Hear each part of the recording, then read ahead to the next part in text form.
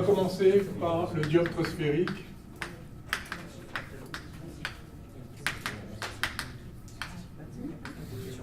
Donc un dioptre, c'est la séparation entre deux milieux optiques d'indices différents.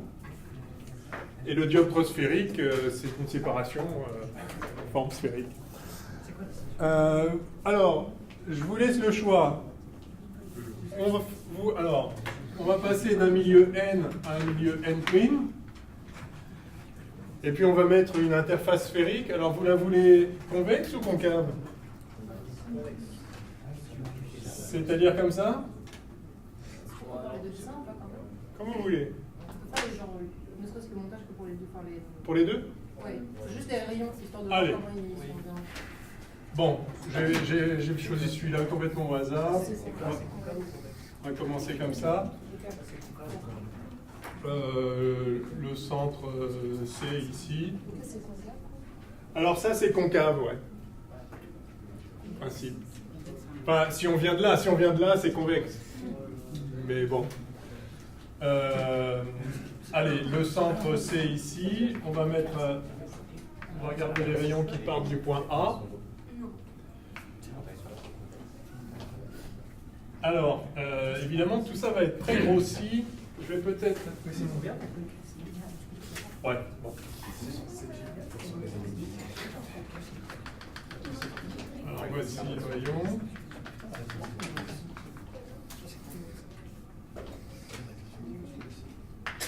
Pour le premier, on va le faire un peu plus lentement, un peu proprement, puis après, vous verrez comment on peut aller un peu plus vite. Alors, je considère un rayon qui part de A, qui vient taper sur le dioptre ici. Alors, on va préciser, il faut préciser si N est plus grand que N' ou si c'est l'inverse. C'est au choix. Tel que je l'ai fait là, tiens, dites-moi, tel que je l'ai fait là, N est plus grand que N' ou c'est l'inverse?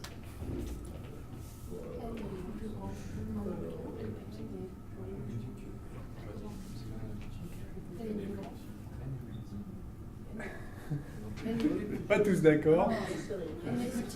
C'est quoi l'angle d'incidence? C'est celui-là, c'est I ça. Hein? Entre la normale, c'est-à-dire le rayon, la normale à la sphère, et le rayon, et entre la normale et le rayon, donc ici on a I'. Et on a N sinus I qui vaut N' sinus I', si je vois la réfraction. Donc si on a I' qui est plus grand que I, donc le sinus de I' qui est plus grand que le sinus de I, donc N' est plus grand que N. Pardon, ça c'est plus grand, donc ça c'est plus petit, monsieur. N' est plus petit que N. D'accord. Ok? Sinus I' est plus grand que sinus I, donc N' est plus petit que N. Ouais? Ok. Bien, alors j'ai fait un rayon, ici, j'ai représenté un rayon qui vient taper en un point I d'incidence ici. Alors, tout ce qu'on va faire, ça va être dans les conditions de Gauss, appliquées au système centré. Alors, on va préciser petit à petit ce que c'est. Donc, conditions de Gauss. L'idée des conditions de Gauss, c'est que les rayons, ils vont jamais très très loin de l'axe. Et les angles des rayons sont jamais très très grands non plus par rapport à l'axe. Donc en gros, on reste en fait, là c'est évidemment complètement exagéré, les conditions de Gauss, ça consisterait à utiliser vraiment la partie ici proche du sommet du dioptre, et avec des angles, parce qu'on pourrait être proche mais avec un grand angle, non, il faut en plus que les angles soient petits, on appelle ça des angles paraxiaux, proche de l'axe. Donc on va considérer de bout en bout que tous les angles sont petits, enfin les angles d'inclinaison des rayons. Donc cet angle-là que je vais appeler alpha est petit, cet angle-là que je vais appeler alpha prime est petit aussi. Alors pour l'instant, je ne mets pas d'orientation sur les angles, on verra après. Donc les angles sont petits et en fait, tous les points d'incidence ici sont considérés comme étant au voisinage du sommet que je vais appeler S. Alors évidemment là c'est pas le cas, mais le point clé qu'on va utiliser très vite, c'est que si on s'éloigne pas trop de l'axe, les points d'incidence, ils vont être dans cette région-là, d'accord, de la lentille. Et donc, si vous projetez le point d'incidence sur l'axe, en gros, vous tombez sur S à peu de choses près. D'accord? L'idée, c'est vraiment d'être pas très éloigné de l'axe, de façon à ce que la courbure ici soit à peu près négligeable. C'est-à-dire que si je représente le point H projeté orthogonal de I sur l'axe, alors évidemment là le point H il a l'air très lointain de S, mais l'idée c'est que on va faire comme si ils étaient confondus. Donc c'est évidemment pas à l'échelle. Ça veut dire que si on utilise un dioptre de rayon R, CS, rayon R, il faut qu'on utilise la lentille sur une portion qui est petite devant C, devant R, devant le rayon, devant CS. Ok? Bien. Ok, alors, on va écrire tout ce qu'on sait là-dessus, c'est déjà quasiment fait. Alors je vais introduire, si vous voulez bien aussi, l'angle β, qui va être l'angle entre l'axe et le rayon qui va sur le point d'incidence. Ok? Et puis on va écrire les choses. Alors on a déjà écrit une première relation, qui est simplement la loi de la réfraction, donc ça c'est l'ingrédient essentiel. Et puis maintenant on va écrire des relations géométriques entre alpha, bêta, alpha prime, i et i prime. Alors, est-ce que vous voyez tous que alpha plus bêta, que alpha plus i égale bêta là?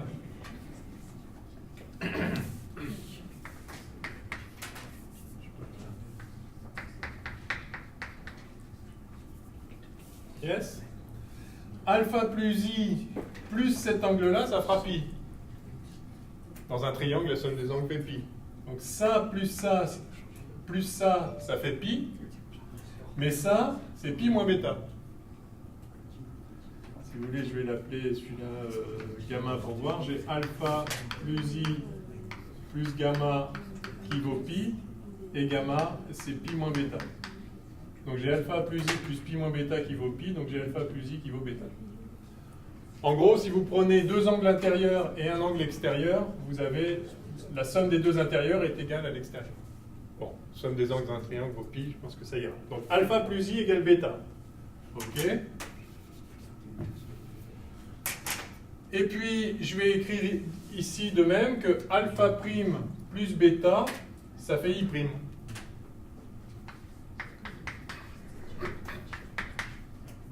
Yes? Si vous voulez, alpha prime plus bêta, plus pi moins i prime, ça fait pi, donc alpha prime plus bêta égale i prime. Yes? Bon, avec ces trois relations, on a tout ce qu'il nous faut, parce que maintenant on va écrire que... Alors, alpha, on va l'exprimer en fonction... Si on veut être totalement rigoureux sans approximation, on a tangente alpha qui vaut hi. Alors je vais commencer à mettre des valeurs algébriques. Donc en optique, toujours la lumière va de gauche à droite sur les dessins. Donc on prend le signe plus comme ceci. On compte positivement les distances le long de cet axe. Et on compte positivement les distances aussi, les longueurs, pardon, vers le haut. C'est une convention, on peut changer. Hein, mais...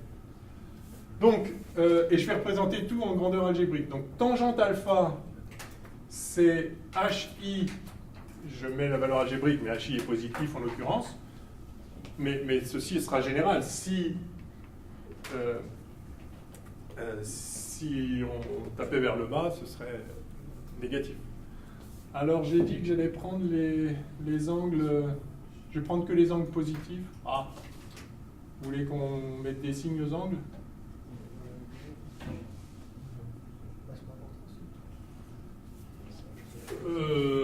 Si on veut. Allez, on va. Alors, ok, soyons.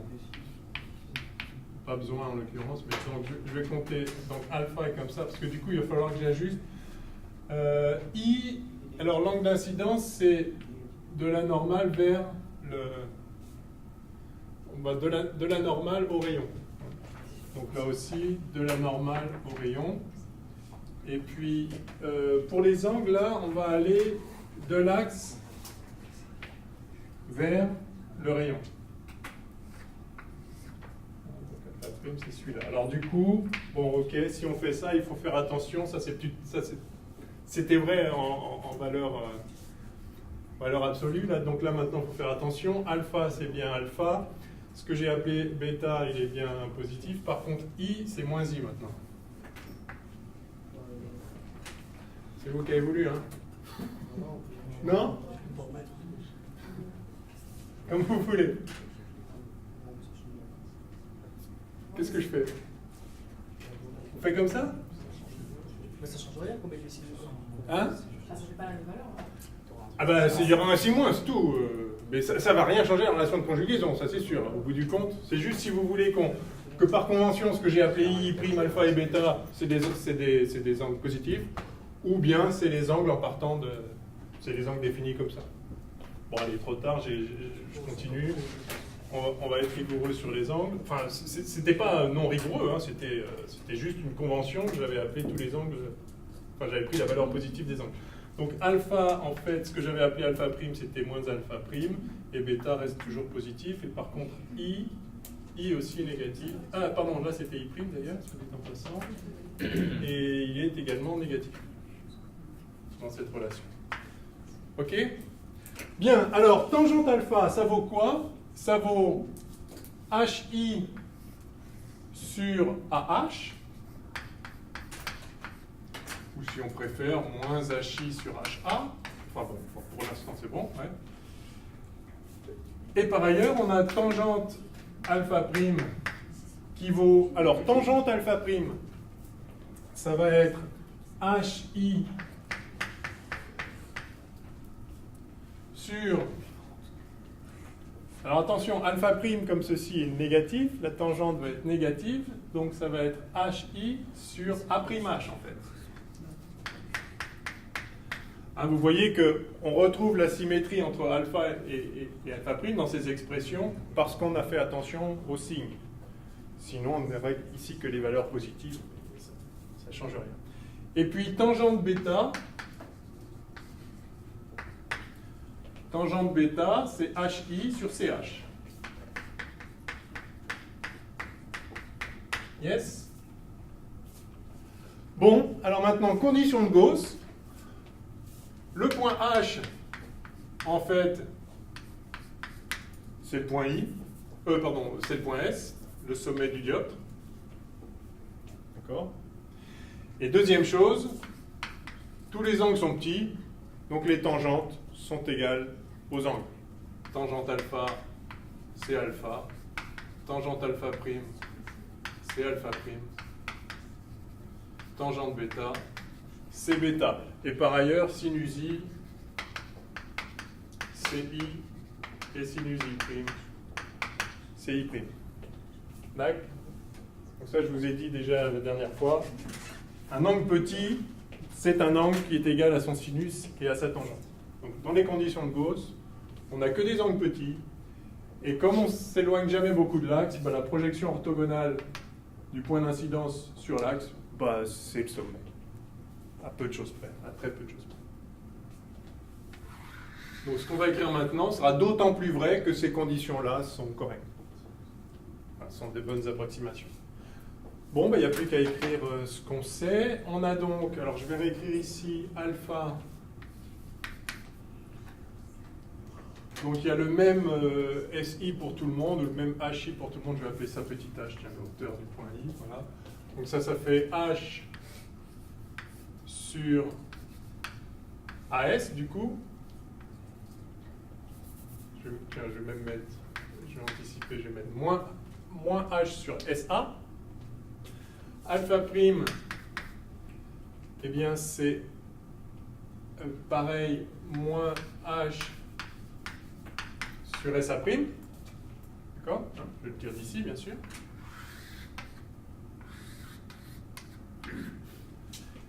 Et puis j'ai bêta qui vaut, alors c'est à peu près égal, je mets des égales, mais c'est à peu près égal, moyennant ces approximations. Et donc là, ça fait petit h sur CH, sur CS du coup. CS n'étant rien d'autre que le rayon en l'occurrence. Bon, puis après on va écrire ça et ça. Ces trois relations. Et ça va nous donner la relation de conjugaison. Donc ce qu'on va dire, par exemple, c'est que alpha moins alpha prime, si je fais la somme ici, j'ai alpha moins alpha prime qui est égal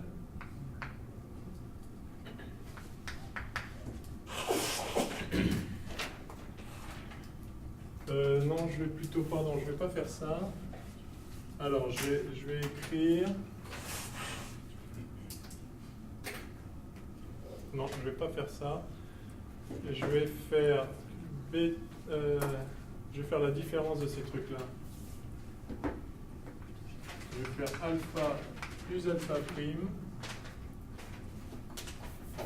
Pardon. Je vais dire que alpha prime c'est bêta moins i prime, c'est-à-dire bêta moins i prime, c'est n sur n prime i. Ok? Et maintenant, je vais dire que i, c'est alpha moins bêta.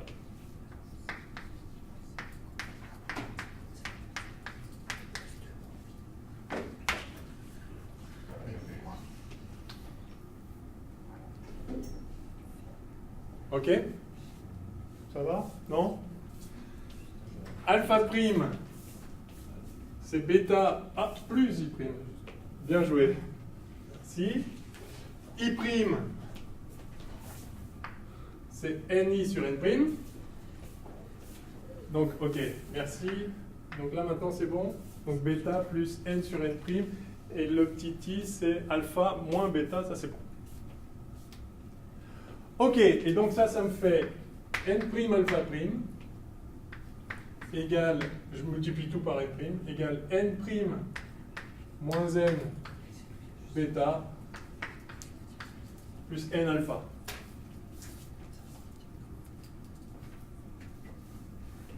Et c'est fini. Il n'y a plus qu'à remplacer alpha prime par ça, alpha par ça, bêta par ça. Alors, je vais le faire. Alors, donc, ça va faire. Je multiplie tout par moins 1 si vous voulez bien. Ça fait n' sur SA'.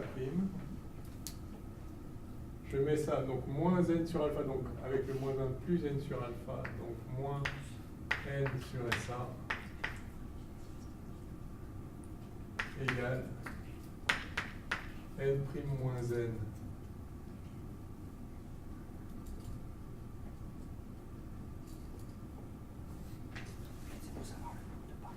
Sur SC.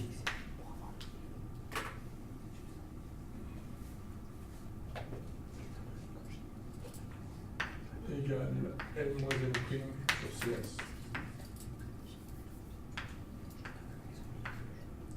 Ok, par exemple. C'est bon? Allez, j'efface ça. Donc on a la relation n' sur SA' moins n sur SA égale. Je vais laisser le premier. n' moins n sur SC.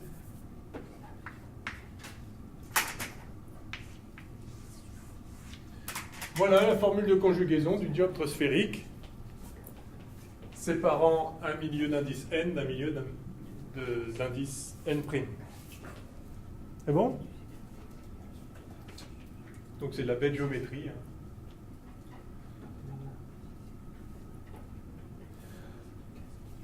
Alors vous voyez que ici, dans cette relation, n'intervient plus la position du point I. C'est-à-dire que si on prend un autre rayon qui vient taper ailleurs, bah, il va passer par le même point A', puisque nulle part ici intervient le point I. Alors ça, c'est la définition du stigmatisme. On dit qu'un système est stigmatique pour un couple de points A, A', si tous les rayons qui passent par A passent aussi par A'.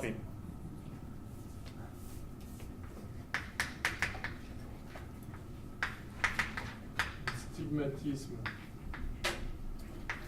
pour les points A et A'. Par définition, ça veut dire que tous les rayons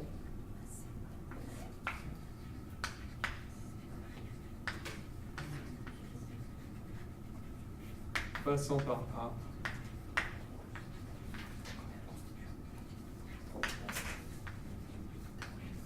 passent par A'. Alors quand on dit que tous les rayons passent par un point, ça peut être le prolongement des rayons. D'accord. On va voir ce que j'entends par là tout de suite après.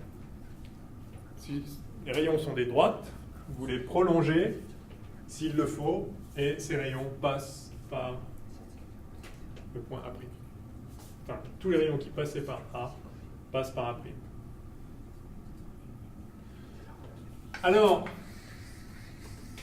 le dioptre sphérique est stigmatique pour les points A et A', vérifiant ceci. Donc ça, c'est ce qu'on appelle la formule de conjugaison.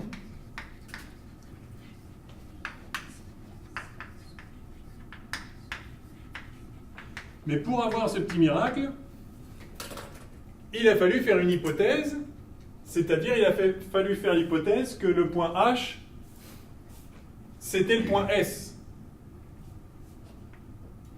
Or, et c'est pour ça que la position du point I de l'endroit où on vient taper n'a aucune incidence, puisque ce qui compte, on le voit dans les formules ici, c'est où il se projette. Si on dit que tous les points se projettent au même point S, évidemment, on fait une petite erreur, et c'est ça qui fait qu'in fine, ça ne dépend plus du point d'incidence sur le dioptre.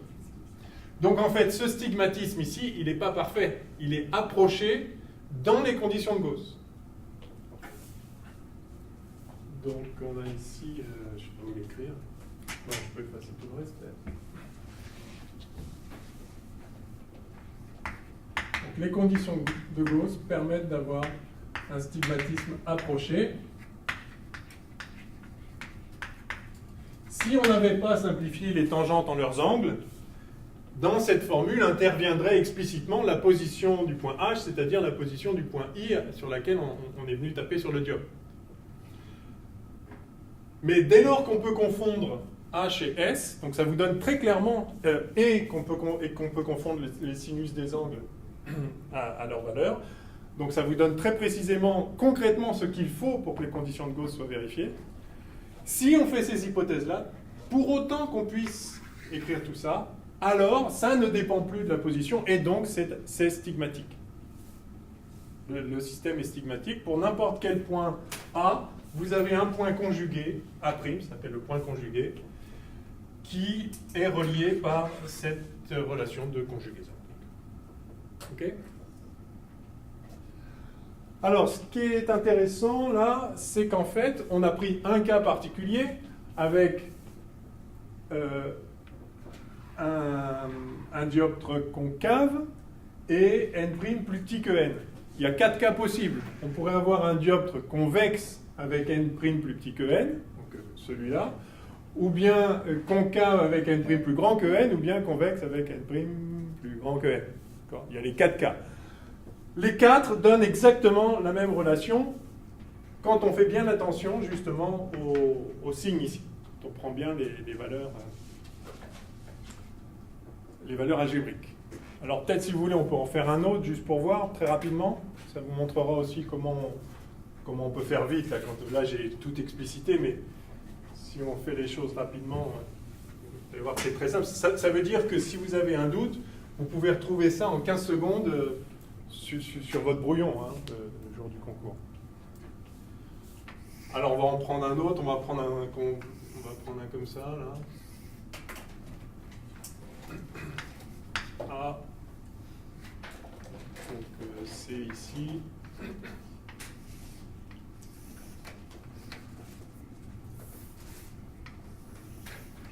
Alors l'image pourrait être virtuelle aussi. Bon, je la prends ici réelle comme ceci. À nouveau, je représente le rayon. Donc j'ai toujours alpha ici, ça c'est le point d'incidence. J'ai donc I qui est cet angle-là, I' qui est celui-là, d'accord, entre la normale au dioptre et le rayon. J'ai alpha' qui est celui-là. Alors cette fois, vous allez voir, je vais écrire les angles, que les angles positifs, on ne va pas s'embêter. I vient en H ici, mais H va être confondu avec S, et puis j'appelle à nouveau bêta l'angle entre entre le rayon CI et l'axe optique CS. Ok.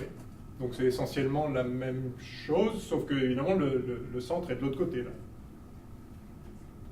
Alors allons-y, on va écrire tout ce qu'on sait. Alors d'abord, évidemment, j'ai toujours n à gauche et n' à droite. D'abord la loi de la réfraction. Donc j'écris tout de suite que sinus égale l'angle. Donc j'ai ni égale n', ok. Ensuite, j'ai alpha plus bêta qui vaut i. Donc là, je précise bien, cette fois, ce que j'appelle alpha, bêta et i', c'est les angles positifs, c'est la valeur absolue des angles. Du coup, je me pose pas la question de leur signe. Donc j'ai alpha plus bêta qui vaut cet angle-là moins pi, enfin pi moins cet angle-là, c'est-à-dire i. Dans ce triangle-là, j'ai alpha' plus i' qui vaut bêta. Ah, puis c'est tout. J'appelle toujours h cette hauteur-là, ici, d'accord, à hauteur du point d'incidence. Et je vais écrire tout. Alors, donc, je vais par exemple commencer par ça. J'ai... Ah, pardon, c'est un i' ici. Alors, j'ai alpha' qui vaut bêta moins i'. D'accord, alpha' c'est bêta moins i', donc c'est bêta moins n sur n',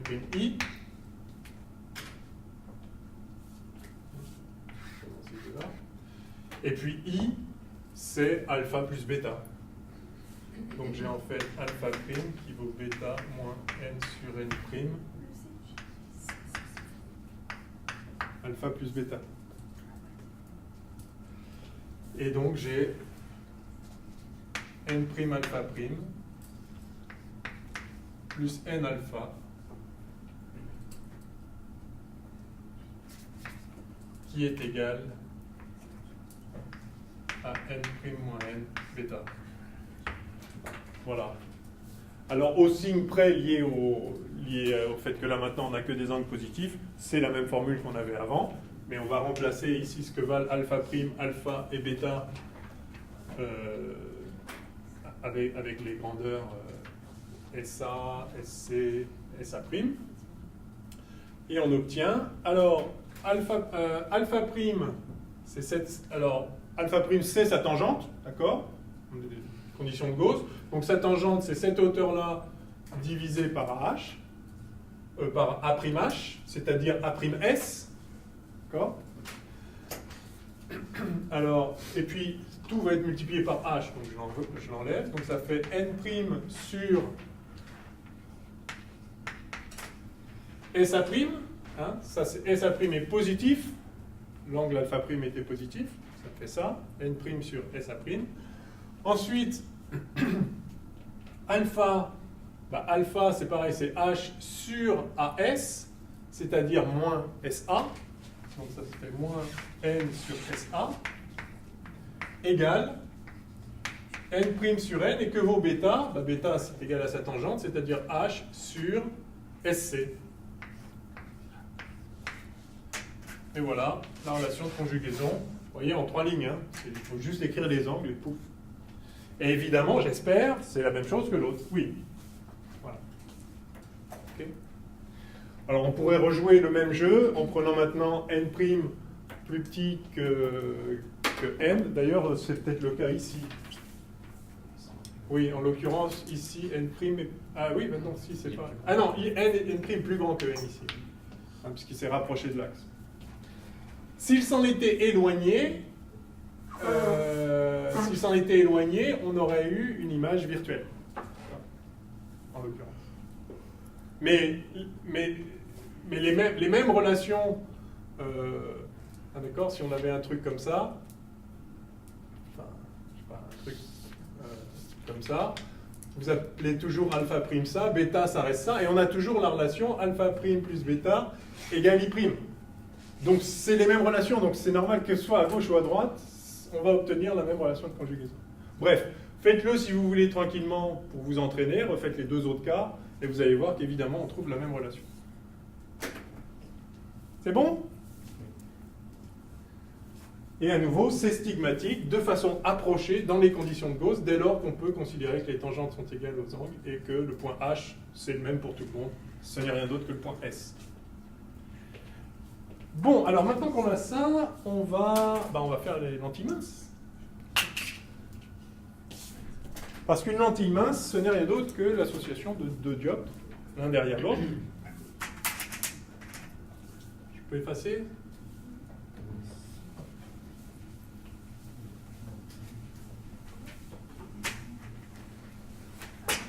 Ah, pardon, avant la lentille mince, il faut que je parle d'aplanétisme. Juste un mot sur l'aplanétisme.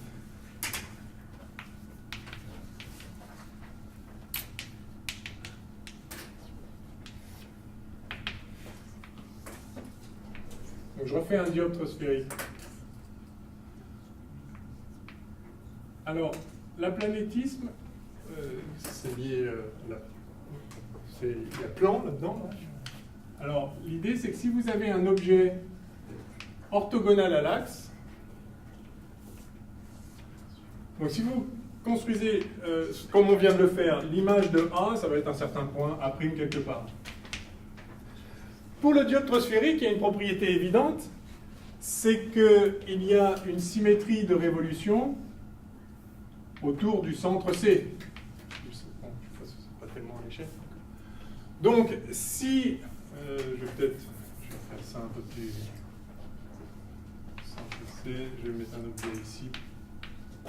Pour que vous voyez bien l'idée. Si le point A a pour conjugué le point A', quel est le conjugué du point B? Si vous tracez l'axe comme ceci, pour B, il est évident que...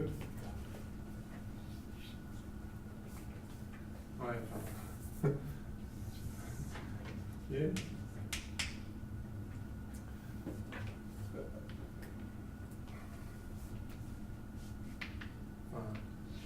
Bref, si vous aviez un objet voilà, qui était exactement suivant un arc de cercle ici, de centre C, vous auriez l'image exactement sur l'arc de cercle ici. Enfin, ça devrait être le même angle, donc la même. Ouais, ça l'est à peu près. Pas forcément la même taille, parce que c'est pas la même distance. D'accord, hein? Donc un objet sur un arc de cercle autour de C va donner une image sur un arc de cercle autour de C par symétrie évidente. Maintenant, comme on est dans les conditions de Gauss, c'est-à-dire qu'on ne s'éloigne jamais beaucoup de l'axe, eh bien, cet objet-là qui serait, un objet qui serait perpendiculaire à l'axe pour de vrais perpendiculaires se distingue quasiment pas de l'objet qui est sur l'arc de cercle. Et par conséquent, pareil pour l'image. Et donc, vous voyez que l'image d'un plan, tant qu'on n'est pas loin de l'axe, dans les conditions de Gauss, l'image d'un plan orthogonal à l'axe est un plan orthogonal à l'axe. Enfin, l'image d'un objet dans un plan orthogonal à l'axe est dans un plan orthogonal à l'axe. Donc ça s'appelle l'aplanétisme. L'image d'un objet orthogonal à l'axe optique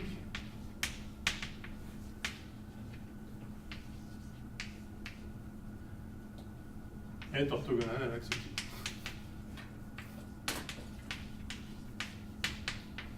C'est-à-dire l'ensemble des points conjugués de tous les points de l'objet sont des images sont des points dans un plan perpendiculaire.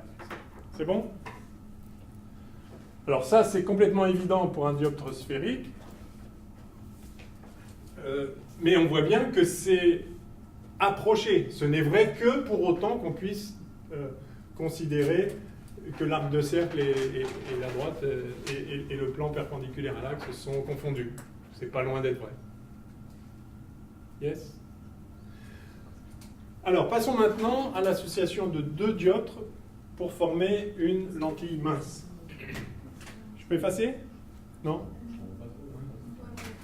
L'image d'un objet orthogonal à l'axe optique, ça c'est l'objet, son image est orthogonale à l'axe optique. L'image d'un objet orthogonal est orthogonale à l'axe. Yes? Mais là, on parle juste de... Tu peux dire orthogonal, par contre, les proportions, c'est pas vraiment... Ah, la proportion, c'est pas forcément la même. D'ailleurs, oui, alors, si vous... Ce que vous voyez, oui, Thalès, c'est toujours Thalès. Ce que vous voyez, par exemple, c'est que cette hauteur-là, enfin, si vous appelez ça, en fait, vous avez, allons-y, AB sur CA, AB sur CA, alors attention, c'est négatif, mais soit, c'est égal à A'B' sur CA'. Ça, c'est Thalès, et par conséquent, A'B' sur AB, c'est égal A'B' sur AB, c'est égal à CA' sur CA. Ah oui, ça me permet de dire que ça s'appelle la formule de conjugaison avec origine au foyer, avec origine au sommet.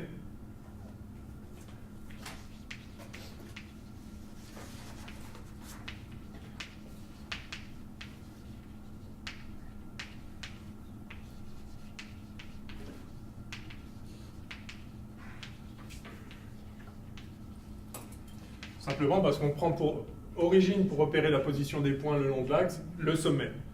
Pour repérer la position de l'objet, on écrit SA, position de l'image SA', position du centre SC. On part du sommet et on écrit les grandeurs algébriques, donc qui peuvent être négatives ou positives sans aucun problème. Ça, c'est la formule, ça s'appelle le grandissement. C'est souvent noté gamma, grandissement.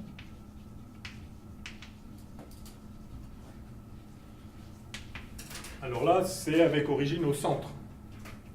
On repère la position A' et A à partir du centre. Évidemment, si vous avez... Enfin, CA, ce n'est rien d'autre que SA moins SC. Pareil pour CA'. Vous pouvez passer de l'une à l'autre.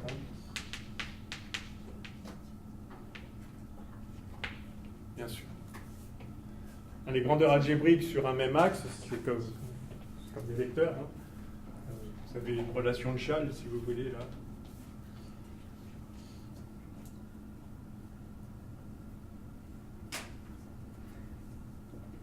Alors faites attention, ce SC algébrique, c'est soit le rayon, soit moins le rayon. Ici, c'est égal au rayon, la grandeur positive rayon. Ici, c'est égal à moins le rayon, SC.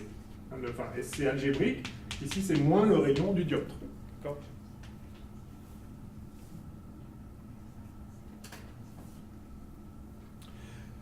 Bien. Allez. La lentille mince. Donc on va simplement associer deux dioptres sphériques.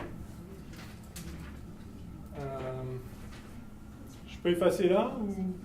Non. Bon, je vais attendre 2 secondes. Je préfère me mettre à gauche pour pouvoir utiliser l'espace s'il y en a besoin.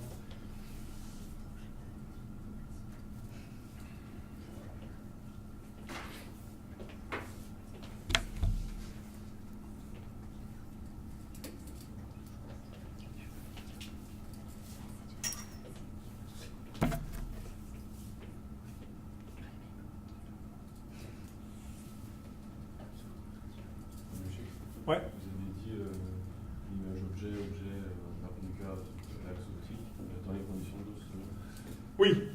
Oui. Alors là, si on voulait... Enfin, en fait, on peut dire plus que ça dans le cas du dioptre sphérique. On peut dire que en fait, il y a une symétrie de révolution autour de C, et donc on sait exactement où va se trouver l'objet. Le problème, c'est que maintenant, quand on va associer deux dioptres sphériques, par exemple, pour faire une lentille comme ça, alors là, comme il y a celui-là a pour centre ceci, celui-là a pour centre là, et là, vous n'avez plus de symétrie de révolution. Donc c'est pour ça qu'on va se cantonner au voisinage de l'axe et dire que chacun des dioptres, tant qu'on est au voisinage de l'axe, est astigmatique et aplanétique, et donc l'association des deux aussi par conjugaison, enfin par comment dire, transitivité. Alors cette transitivité, c'est justement ce qu'on va appliquer maintenant pour calculer l'image et la formule de conjugaison de la lentille mince, des lentilles minces. Je peux effacer, c'est bon ?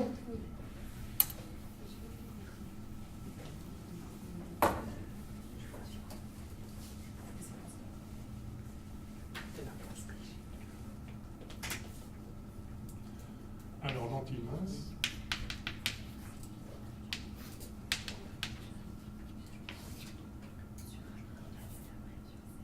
Donc on va simplement associer,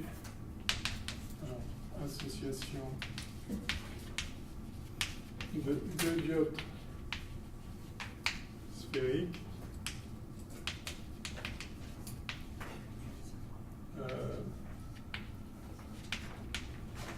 de même sommet. Alors c'est évidemment pas exactement le même sommet, il ne faut pas nécessairement, mais dans la mesure où on regarde ce qui se passe de toute façon sans trop s'éloigner de l'axe, et qu'on a déjà dit que tous les points sur lesquels on vient taper, leur projeté orthogonal sur l'axe, à peu de choses près, c'est un seul et même point, le sommet.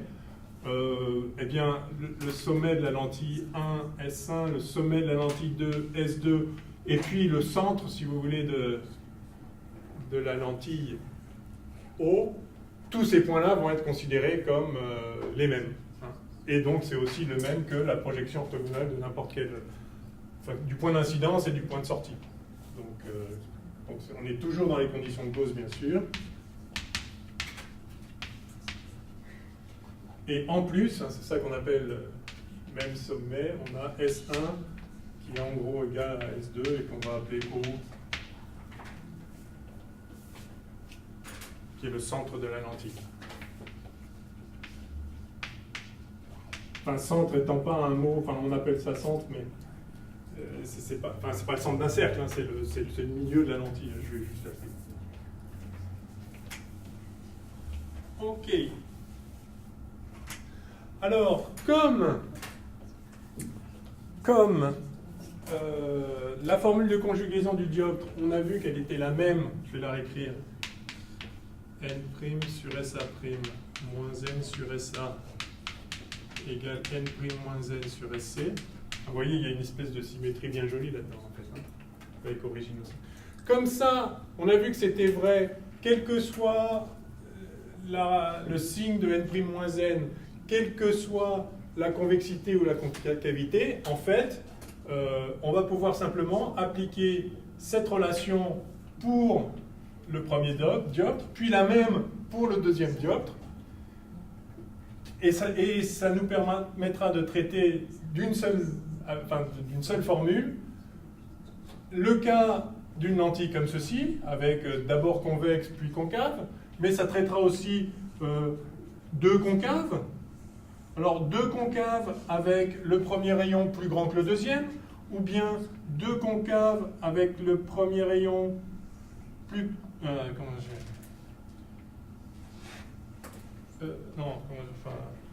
comme ça, je ne sais plus ce que j'ai dit. Ou bien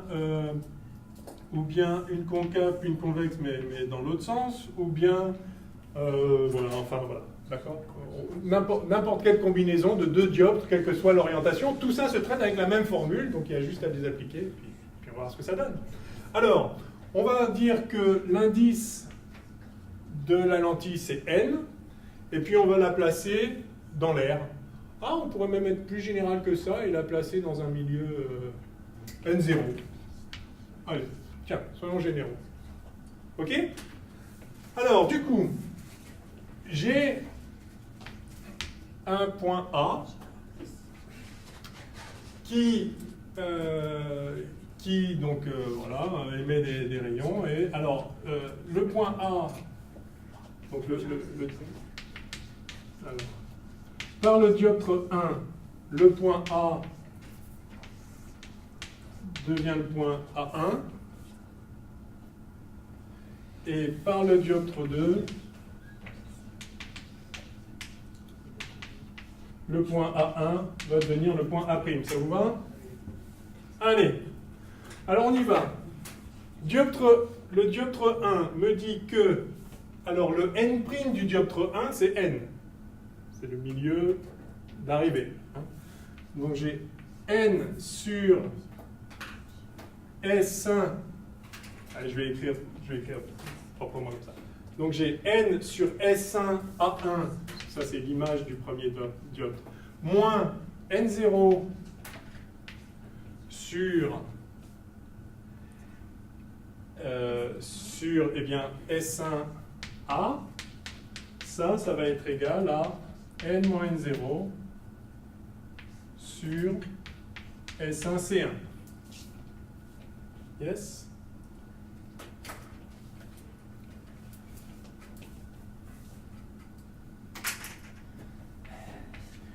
Et puis pour le deuxième dioptre, alors le N' du deuxième dioptre, c'est N0. Donc j'ai N0 sur S2 A', moins N sur S2 A1, puisque l'objet, l'objet du deuxième dioptre, c'est A1, objet, qui est égal à, alors cette fois, l'arrivée moins le départ, N0 moins N sur S2, c'est 2, le centre du deuxième dioptre. Alors là, on va dire qu'on a une lentille mince, c'est-à-dire que S1 et S2, c'est pareil, et je vais l'appeler O. Donc j'ai finalement, je peux me mettre là peut-être encore. Ouais. Donc j'ai N sur O1. Ah, je vais le mettre là. N sur O1 moins N0 sur O1 égale N moins N0 sur OC1. Et par ailleurs, N0 sur OA' moins N sur OA1 qui vaut N0 moins N sur OC2.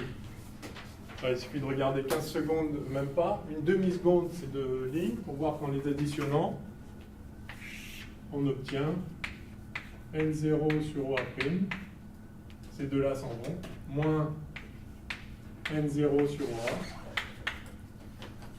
On part de l'indice N0, mais on arrive encore à l'indice N0 puisqu'on a fait deux changements de dioptre, enfin deux changements d'indice, égale, donc ça plus ça, c'est-à-dire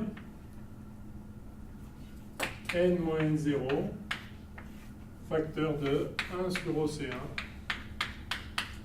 moins 1 sur OC2. Et voilà. On va tout diviser par N0 maintenant. Donc on a 1 sur OA' moins 1 sur OA égale N sur N0 moins 1 facteur de 1 sur OC1 moins 1 sur OC2. Voilà ce qu'on appelle la relation de conjugaison pour la lentille mince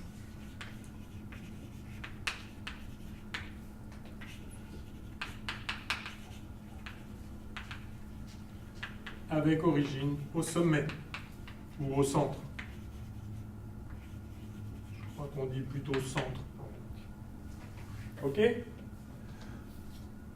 Alors, si on est dans l'air, ici c'est N-1, la différence entre l'indice de la lentille et l'indice de l'air. Si on n'est pas dans l'air, ben, c'est le rapport des indices. Si vous plongez tout ça dans l'eau, vous aurez ici n sur 1,33. D'accord ?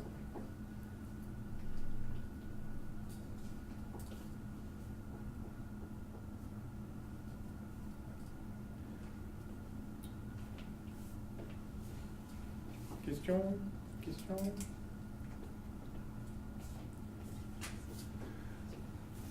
Alors, voyons maintenant les éléments remarquables de ça. Parce que quand on a une formule comme ça, on voit que on voit qu'il y a des foyers, images, objets, et on voit la distance focale. Alors, je pense que vous êtes déjà familier de ces notions, j'espère. Mais ça se lit là-dessus. Hein. Si A va à l'infini dans le milieu objet, enfin, je vais appeler objet infini. Ah, j'ai pas défini milieu objet, milieu image. D'accord, hein, quand on a une lentille convergente ou divergente, ça c'est le côté objet. C'est là où on met l'objet. Et ça, c'est le côté image.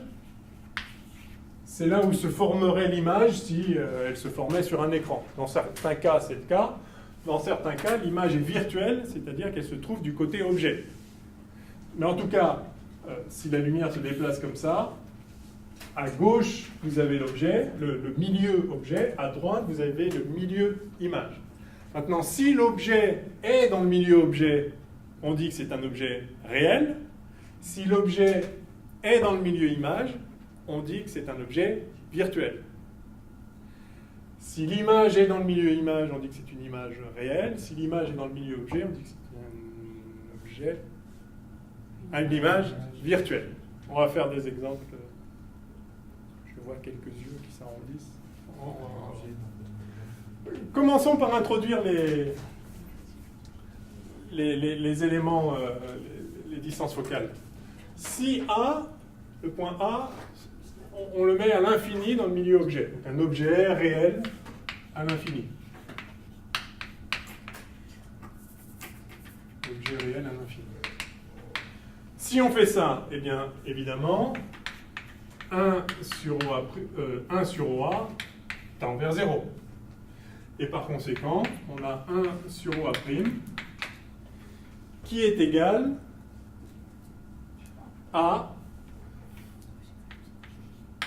n sur n0 moins 1. Je vais supposer qu'on est dans l'air, je ne vais pas traîner les n moins n sur n0. Si ça ne vous gêne pas, 1 sur OCA moins 1 sur... Bon, puis si, ça, par définition, c'est 1 sur f'. C'est-à-dire qu'on a en fait OA' qui vaut f'. C'est-à-dire on définit f' comme ceci. Hein. Si vous voulez, f', c'est défini comme OA' quand A est réel à l'infini. Voilà. C'est la définition, et ça s'appelle la distance focale image.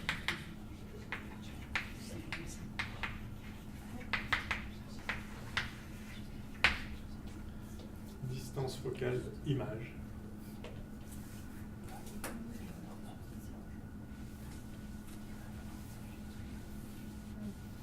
Donc si vous connaissez le rayon de courbure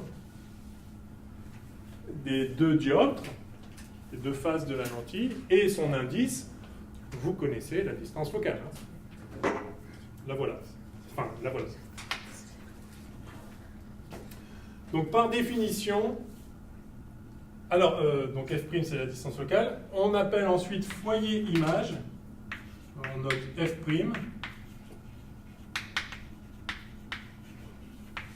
par définition, c'est l'image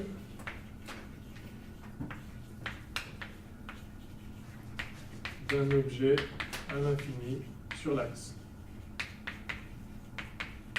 Yes? C'est-à-dire, c'est le point qui se trouve à la distance focale en aval de la lentille. Alors, en aval, si elle est convergente, on va voir ça tout de suite, c'est-à-dire si f' est positif.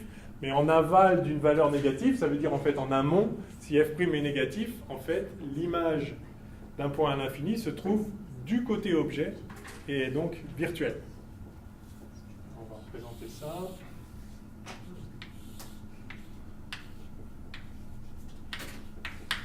F', ça veut dire que si vous avez un point, une source à l'infini, c'est-à-dire un faisceau parallèle qui arrive, tous les rayons donc parallèles à l'axe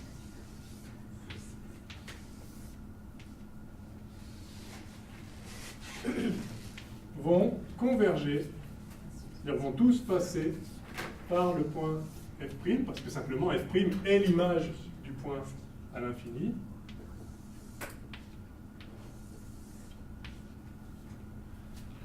Donc dans ce cas-là, ça c'est, vous voyez que F', qui est donc en fait OF',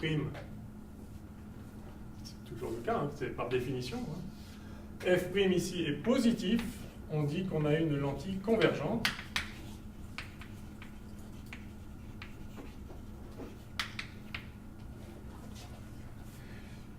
Mais le signe de F' dépend simplement de la différence des inverses des rayons eux-mêmes algébriques, hein, suivant la convexité des deux lentilles. Donc F' peut être positif dans certains cas, peut parfaitement être négatif aussi. Si F' est négatif, alors ça veut dire que l'image d'un point à l'infini, c'est-à-dire d'un faisceau lumineux qui arrive parallèlement à l'axe, d'un point à l'infini sur l'axe, parallèlement à l'axe, l'image c'est toujours le point F' défini par OA' égale F'. Si F' est négatif, ça veut dire que OA', donc OF' est négatif, et donc que le point F', il est du côté objet. Alors dans ce cas, évidemment, les rayons ne passent pas pour de vrai par le point F', mais leur prolongement, oui. C'est-à-dire que tout se passe comme si les rayons venaient de F', après avoir été déviés par la lentille.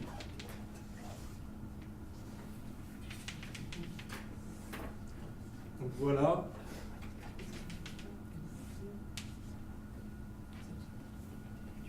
Voilà l'effet. Alors pardon, du coup la lentille, quand elle est divergente, on la note comme ça, par convention. Ok.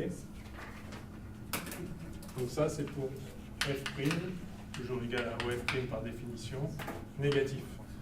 On a donc une lentille divergente.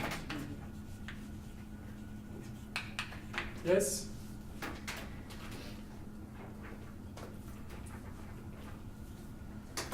Bon, le nom dit bien ce qu'on s'attend à trouver. Hein. Vous avez un faisceau qui arrive parallèlement, la lentille convergente le fait converger vers un point, la lentille divergente le fait diverger à partir d'un point, le foyer image.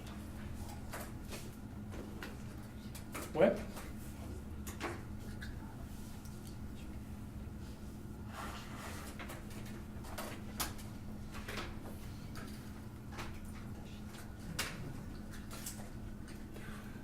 Ah, théorème de Malus.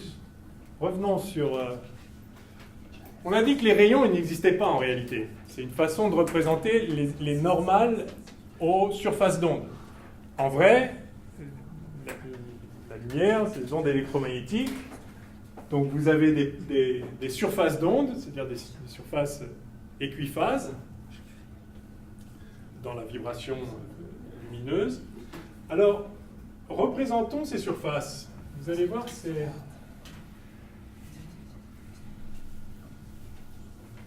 Vous allez voir.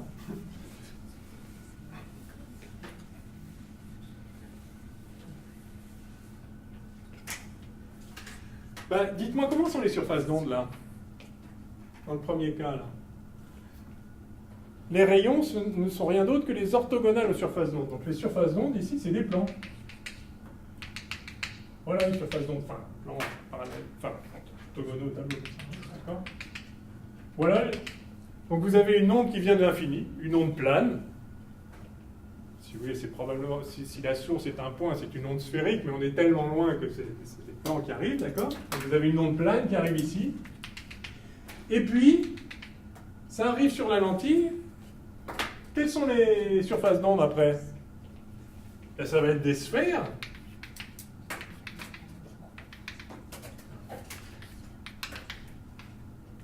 Convergents sur F'. Parce que justement, les rayons sont orthogonales à ces surfaces d'onde.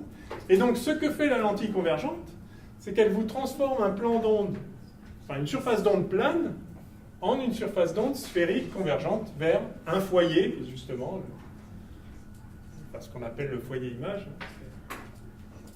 C'est le point de convergence des rayons, mais en réalité, c'est le point de convergence des surfaces d'onde.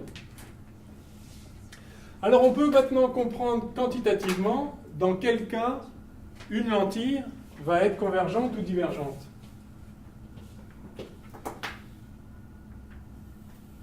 Ça, c'est convergent ou c'est divergent? Ça, c'est convergent ou c'est divergent?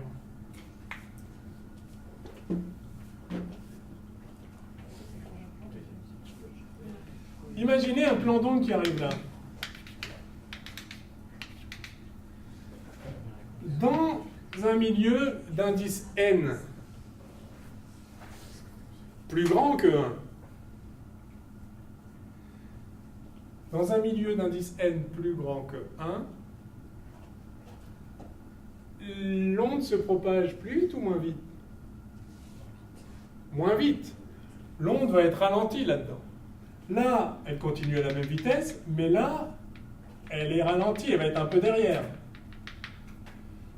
L'onde qui passe là, à la sortie, l'onde ici va avoir traversé une toute petite épaisseur avec une vitesse plus lente. Donc elle aura bien avancé, mettons qu'elle sera là. La partie centrale ici sera en retard parce qu'elle aura traversé une grande portion de verre où elle va moins vite. Donc elle va plutôt être là, puis là de moins en moins. Là, ça va être intermédiaire. Donc le plan d'onde, il va être comme ça. Ça aura été vite là où on a traversé une petite épaisseur de lentille, et ça aura été moins vite là où on a traversé une grande épaisseur de lentille. Et voilà pourquoi, à la sortie, le plan d'onde est incurvé et va converger vers un foyer. Donc encore une fois, il n'y a pas de rayons dans la nature, ça n'existe pas les rayons. Si vous voulez les isoler, vous avez le phénomène de diffraction et ça.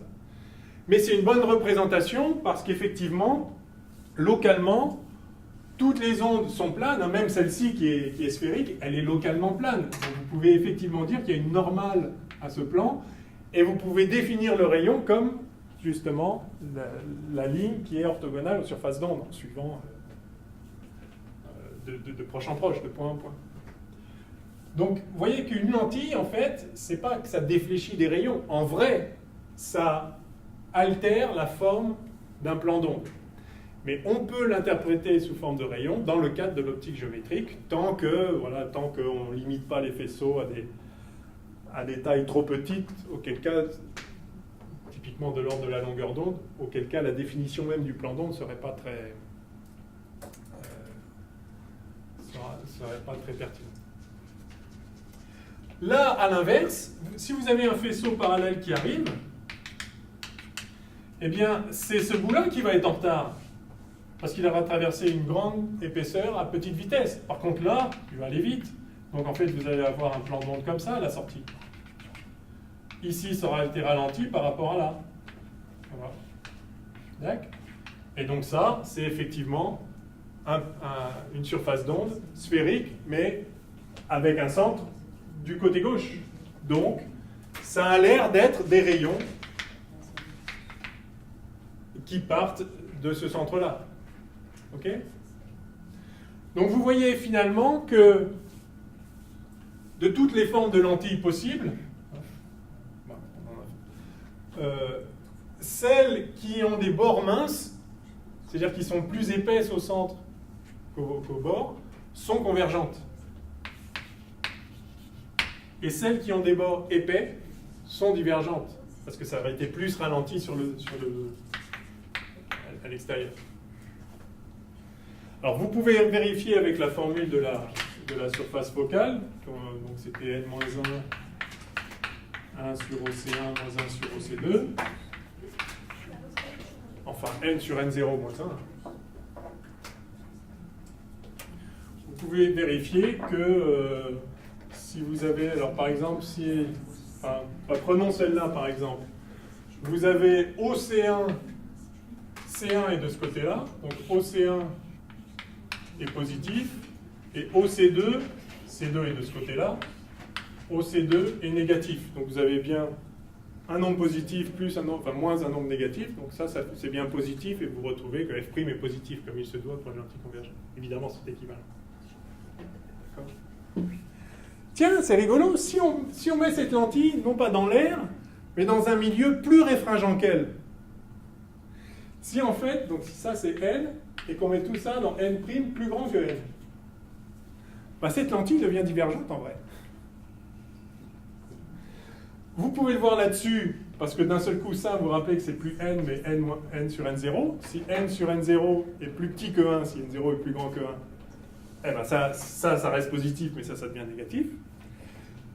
Mais vous pouvez voir ici que si n est en fait plus petit que n', bah, la partie qui traverse plus longtemps un milieu avec un petit n va en fait aller plus vite là-dedans qu'à l'extérieur. Donc ça va être exactement l'opposé. Bref. Donc vous voyez qu'on peut raisonner aussi qualitativement sur la nature des lentilles. Alors ça c'était le foyer image. Venons-en au foyer objet.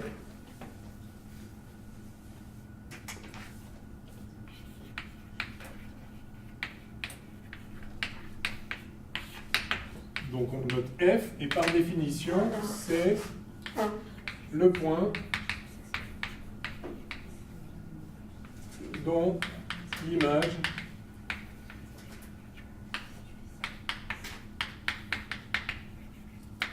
est à l'infini sur l'axe.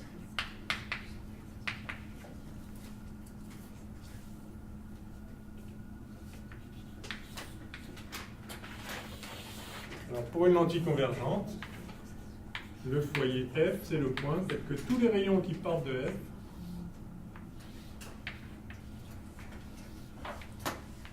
vont converger vers le point image, mais le point image étant à l'infini, en fait, ils ressortent parallèlement à l'axe.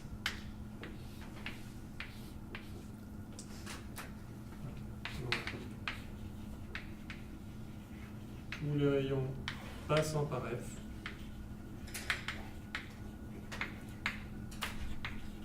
ressortent parallèlement à l'axe. Alors quand je dis les rayons passant par F, ça peut être les rayons dont le prolongement passe par F.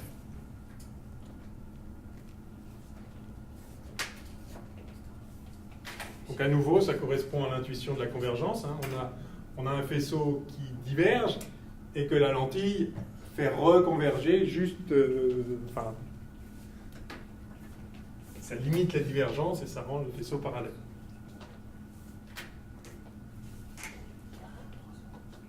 Donc, vous voyez qu'on a OF ici qui est négatif.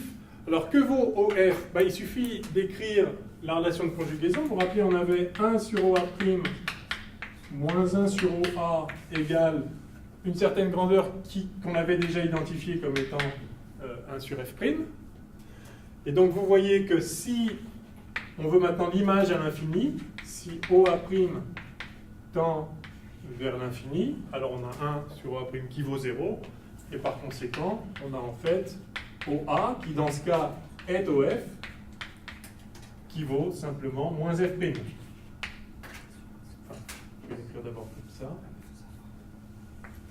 Moins F'. Et donc, en fait, si on définit F comme ce OA, là, on a F égale OF égale moins F'. Donc si F' est positif, F est négatif et inversement bien sûr.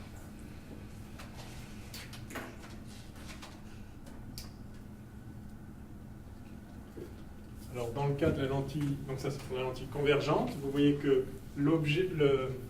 pour la lentille convergente, le foyer objet est du côté objet et le foyer image du côté image. Pour la lentille divergente, donc représentée comme ceci, hein, avec des flèches dans l'autre sens, peut-être pour indiquer que le bord est épais. C'est juste l'opposé de l'autre. Donc on veut un faisceau. Alors le foyer objet, oui, c'est le point tel que tous les rayons qui passent par ce point, donc le prolongement par ce point, émergent parallèlement à l'axe pour aller converger à l'infini du côté image. Donc le faisceau qui sort, c'est ça. Comme la lentille est divergente, évidemment, pour sortir comme ça, il faut qu'en fait le faisceau soit d'abord convergent. Et en fait, vous avez le foyer, cette fois vous avez f' qui est négatif, donc vous avez OF qui est positif. Le foyer objet est en fait du côté image. C'est donc un foyer objet virtuel, si on veut. Et vous avez donc le faisceau qui émerge parallèlement à l'axe est un faisceau qui passe, qui est issu de F, mais en fait, dont tous les rayons ont leur prolongement qui passe par F. Donc voici en vrai le faisceau qui arrive.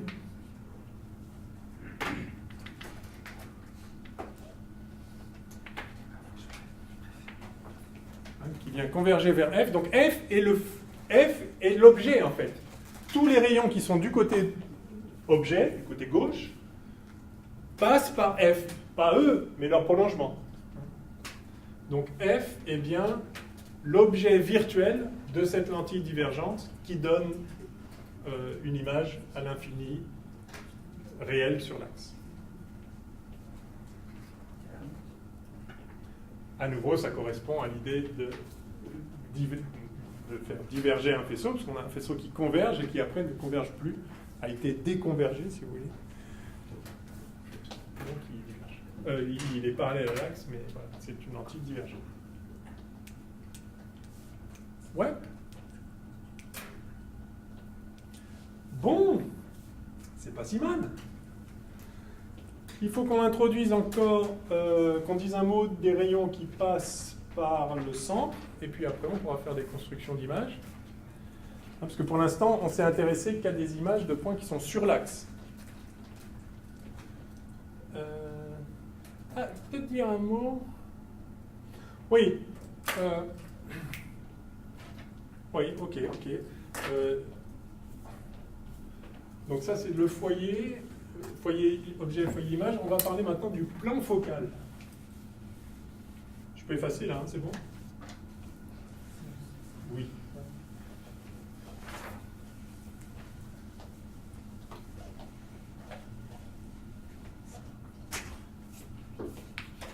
Alors, le plan focal, image.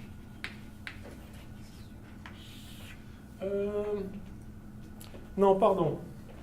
Je vais d'abord parler du centre optique.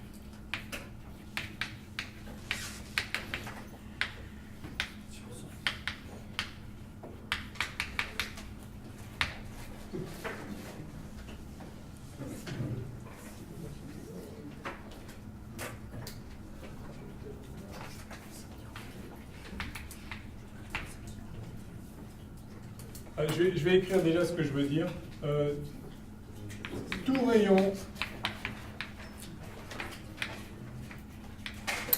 passant par le centre optique de la lentille mince ressort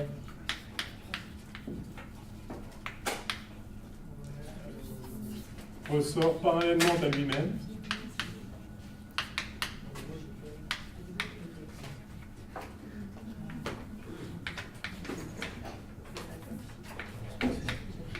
C'est-à-dire dans son propre prolongement.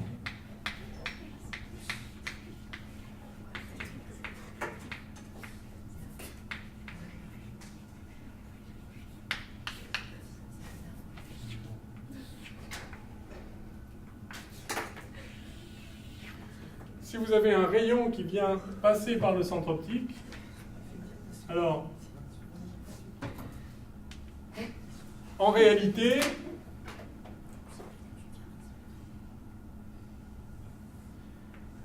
il ferait un truc comme ça. D'accord? C'est près du... Sur le centre, ici, c'est une lame à face parallèle. On a vu juste que suivant l'angle, ça le décale un peu. Mais comme on a dit que l'entrée ici, S1, la sortie S2 et le point O, tout ça, c'était le même point, parce qu'elle est mince, la lentille. C'est-à-dire c'est le même point par rapport aux dimensions globales. Ça ne change pas grand-chose. Du coup, en fait, entre le prolongement du rayon qui allait passer par le point O et le rayon qui sort, bah, il y a un petit décalage qui est 3 fois rien et qu'on néglige. Dès lors qu'on peut assimiler S1 à S2, alors en fait on assimile les deux rayons, celui qui est un tout petit peu décalé ou celui qui ne l'est pas. D'accord? Donc tout ça c'est un seul gros rayon. Ne dis pas ça comme ça, hein. Mais on se comprend. Ok, donc maintenant qu'on a dit ça, on va parler du plan focal image.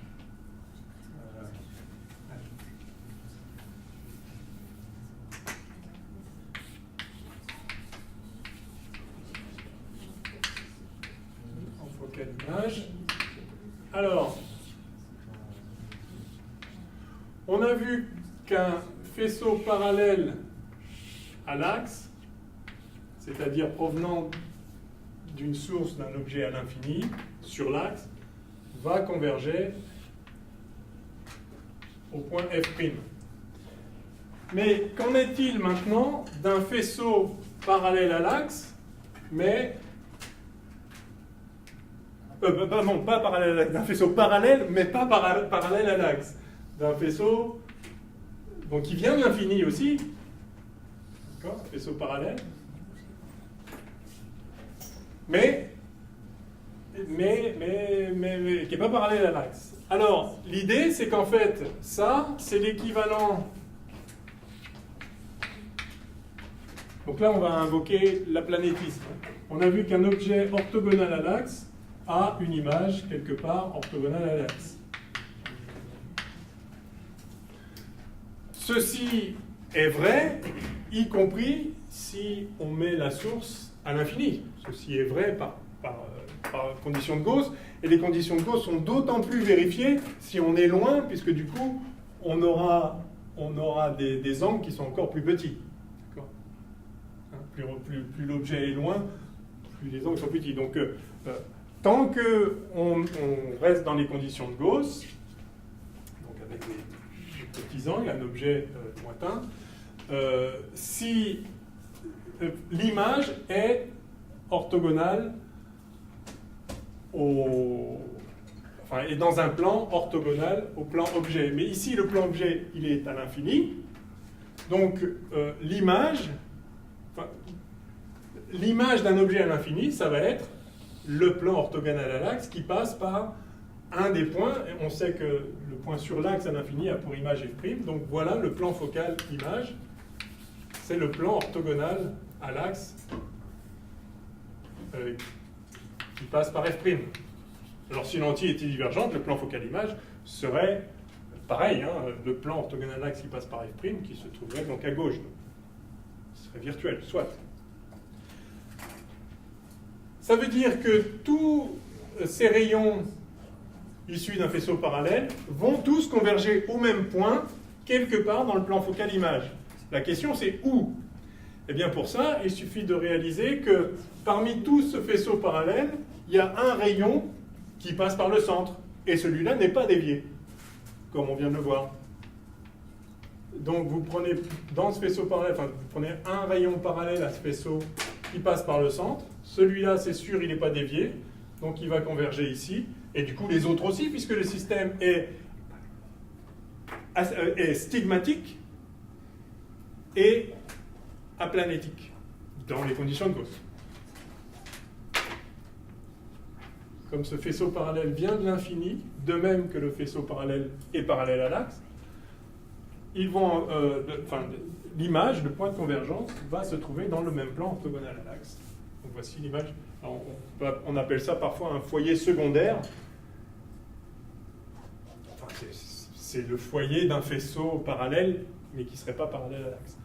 Encore une fois, ceci n'est strictement vrai que dans les conditions de Gauss, donc que pour des petits angles. Si vous faites arriver un faisceau parallèle très incliné, il ne va pas converger. D'abord, il ne va pas converger du tout. Enfin, il n'y a pas de raison que ce soit parfaitement stigmatique. Et même le point approché de convergence ne va pas être dans le plan orthogonal. Il va être un peu décalé aussi. Vous allez brouiller l'image. OK. Bon, pareil pour le plan focal-objet, qui n'est rien d'autre que le plan focal-objet. C'est le plan orthogonal à l'axe passant par F, c'est-à-dire le foyer objet. Donc ça, je ne l'ai pas écrit, hein, c'est le plan orthogonal à l'axe passant par F'.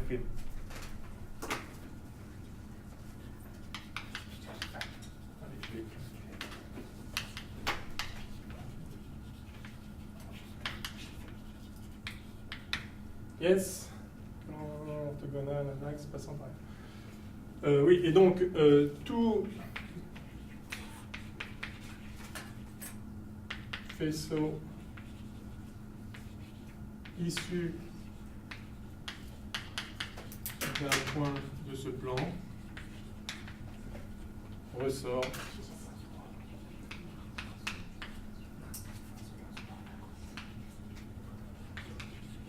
comme un faisceau parallèle. Alors lequel, de la même façon, faire la construction.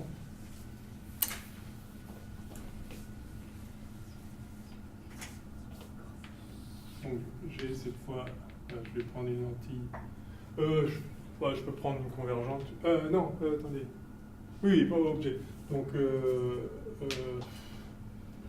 plan focal objet.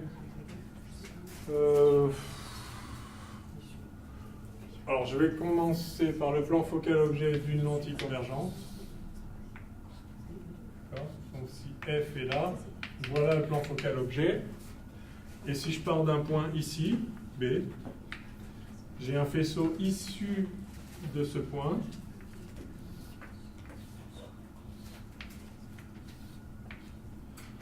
Comme il est dans le plan focal objet,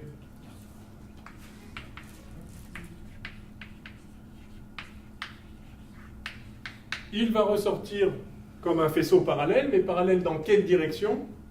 Eh bien, dans la direction du rayon qui n'est pas dévié. Celui-là qui vient passer par le centre, lui, on sait qu'il n'est pas dévié, puisque tout rayon passant par le centre ressort dans son propre prolongement. Donc, lui, il ressort comme ça, et comme les autres ressortent parallèles, puisqu'ils viennent du plan focal objet, tous, en fait, ressortent comme ça.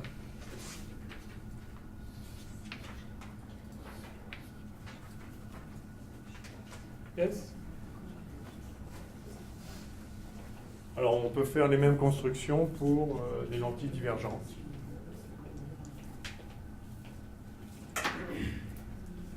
Mais bon, c'est pas la peine. Non? C'est bon. On va faire des constructions d'images plutôt. On va exploiter tout ça de toute façon pour ça. Alors, on n'a pas fait de miroir encore, mais peut-être on fera dans les exercices après. Quelle heure est-il là? 15 heures. Wow. Ok.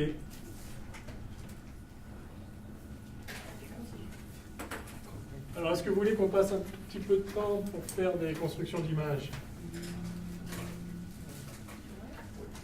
Ouais. Allez, construction d'images.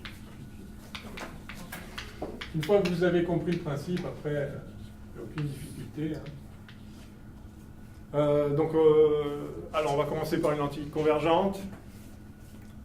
Alors, lentille convergente. Ça, je vais faire comme un vrai cours. Grand 1. Lentille convergente. Je vous épate là.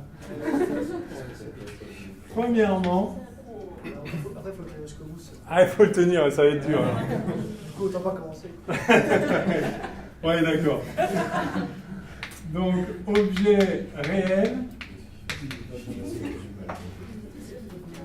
Objet réel.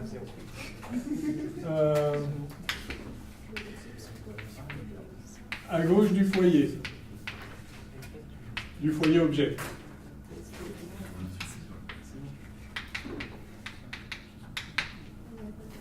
Le plus simple du plus simple. L'axe optique, une lentille convergente, son foyer objet, son foyer image. La distance focale est la même, donc c'est une lentille convergente, donc f' est à droite, f est à gauche, O, le centre de la lentille.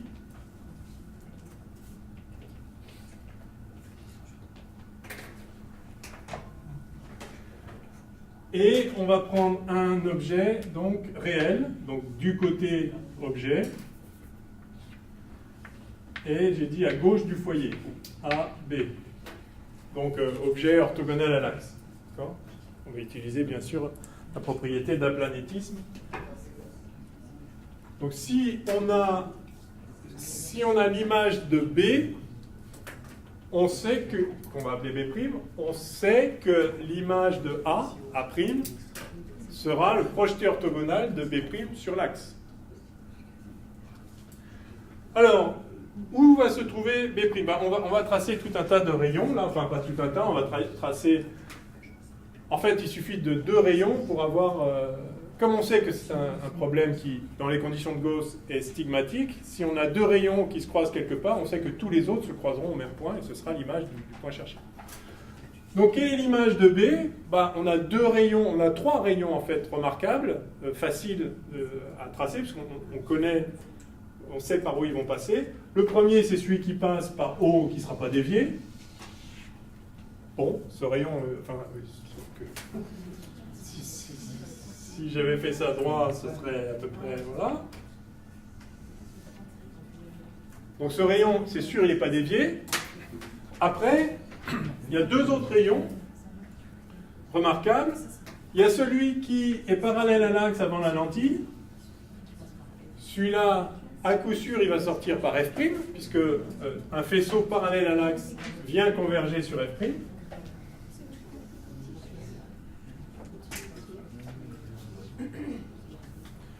Et là, ça suffit.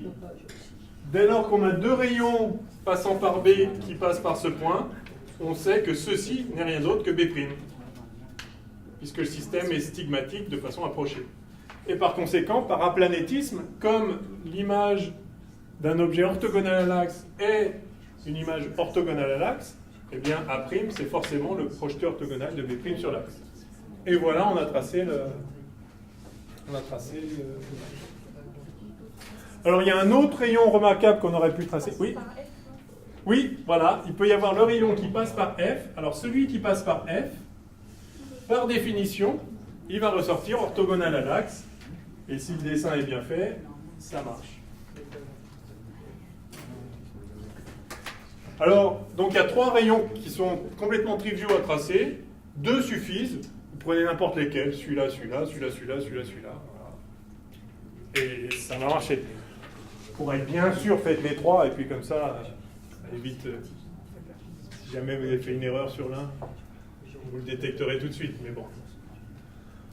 Voilà, oui. Juste pour être sûr, Ouais. F c'est moins F'. Oui, absolument. F, qui par définition est OF, c'est moins F' qui est OF. Parce que c'est le même indice de part et d'autre. Si on pourrait être subtil et mettre une lentille entre de l'air et de l'eau, à ce moment-là, ce serait plus tout à fait le cas. Il faut regarder la formule. Mais la formule qu'on a faite avec le n et le n0 au début, celle-là, elle est valable tout le temps. Donc, vous pouvez l'adapter. Mais enfin, en général, oui. F égale F'. Alors, on va en profiter pour parler du grandissement. Ouch. Alors, grandissement.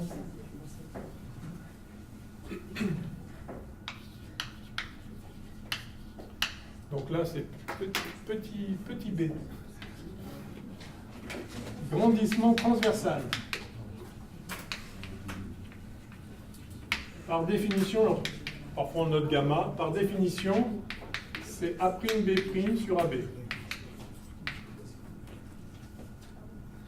Alors, que vaut A'B' sur AB?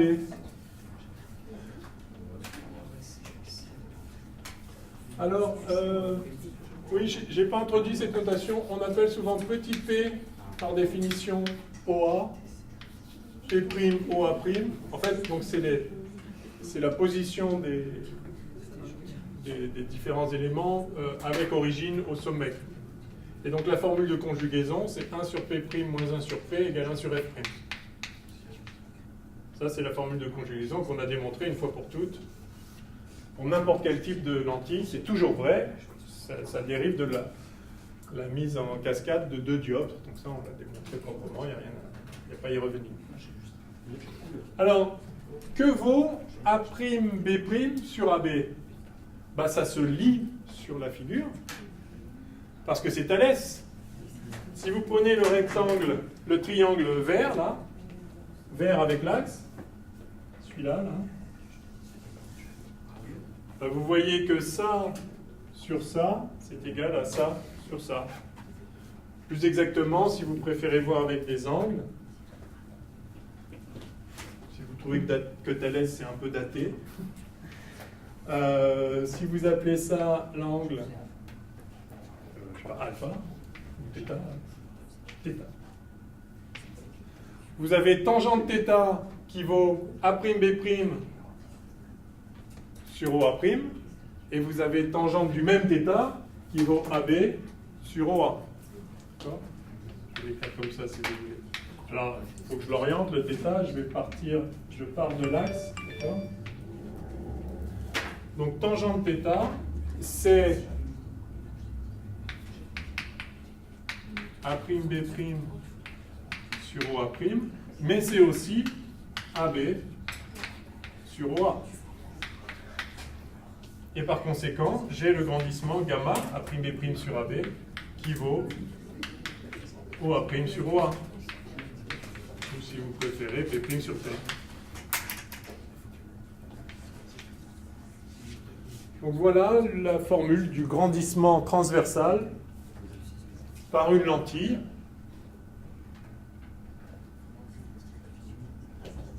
C'est P' sur P. OA' sur OA. OK ? Alors ça, c'est la formule du grandissement avec origine au sommet, ou au centre optique.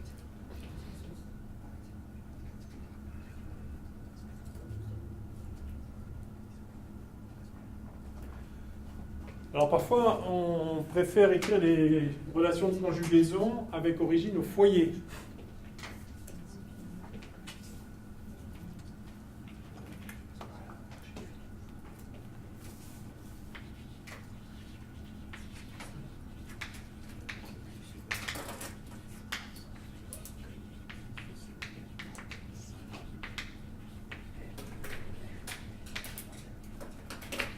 Alors souvent, je crois qu'on note x égale fa et x' égale f'. C'est une façon de repérer la position de l'objet et de l'image, non plus par rapport au centre, mais par rapport au foyer. Alors faites attention, le centre, il n'y a qu'un centre pour les deux côtés objet et image, mais pour repérer la position de l'objet, on le repère par rapport au foyer objet et la position de l'image par rapport au foyer image. Donc, x et je pense que c'est qu'on appelle les relations de Newton, ça, quand c'est origine au foyer, c'est... Et l'autre, c'est Descartes. Donc origine au centre, c'est Descartes, origine au foyer, c'est Newton, et donc, bah, c'est pareil, on peut écrire, bah, il suffit de dire, enfin, ça se voit, hein, on a évidemment FA qui n'est rien d'autre que OA moins OF, c'est-à-dire P moins F, et on a FA' qui est OA' moins OF', c'est-à-dire P' moins F'. Donc il suffit de mettre ça là-dedans, sachant que F c'est moins F', hein, par ailleurs. Donc si vous voulez mettre que des F', ça va faire P plus F'. Et donc on peut mettre ça là-dedans. Allez, on va le faire. Je ne veux pas effacer pour l'instant à gauche. Je vais le mettre là, si vous voulez bien.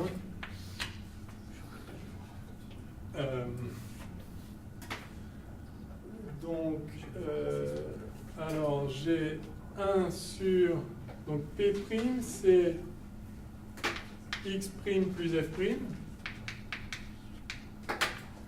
moins 1 sur P, c'est X moins F', qui vaut 1 sur F'.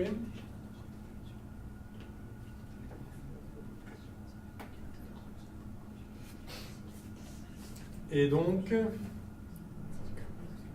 c'est un peu chiant. Donc ça fait F' qui vaut X moins F' facteur de X' plus F' sur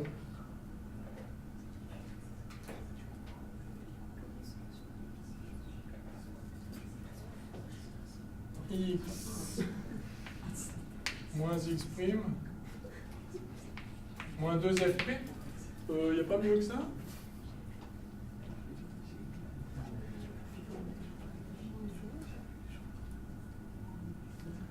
Oui, bon, alors après, il faut continuer à simplifier. Je m'y suis sans doute mal pris, excusez-moi, mais donc ça fait... je développe tout parce que j'ai mis au tableau, je vois rien. Donc, moins 6 moins 2F' carré égale X' moins F'X', moins F'X, non, plus F'X, moins FF', et donc, alors moins F'X', ça dégage, plus F'X, ça dégage, oui, c'est mieux ça. Et donc, ça fait Xx' égale moins F' carré.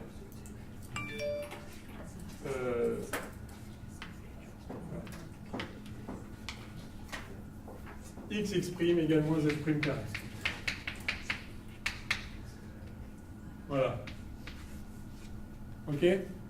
Donc les relations de conjugaison se lisent géométriquement sur le dessin. Évidemment, on a tracé les éléments comme ça, le dessin, on l'a tracé à partir des relations de conjugaison. Mais une fois qu'on les a, on peut faire des figures comme ça.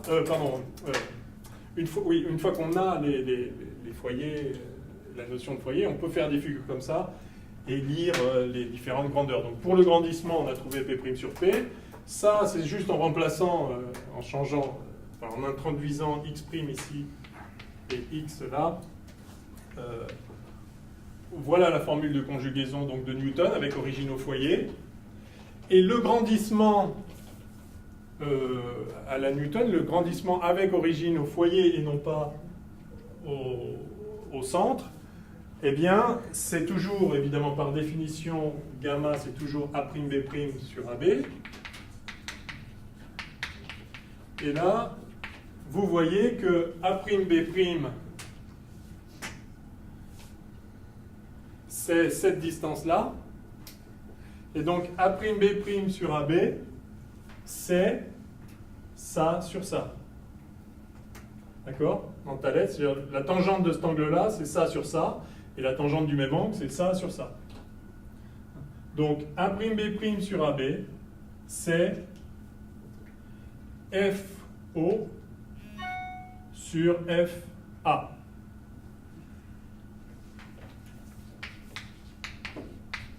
FO sur FA. FO, c'est moins OF, c'est donc moins petit f, et FA, c'est X, et moins petit f, c'est F'. Donc ça, c'est en fait F' sur X.